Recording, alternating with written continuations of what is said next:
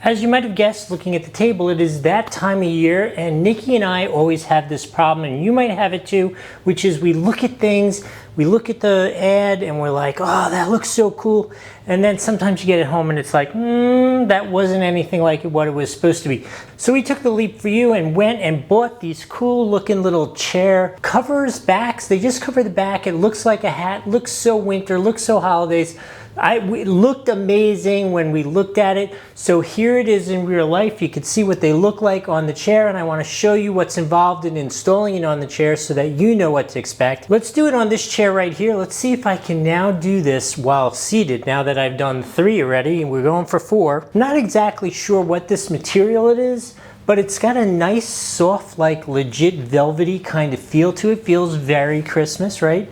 Looks very Christmas. Let me put that on. I'm letting you see the back because obviously you can see the front here.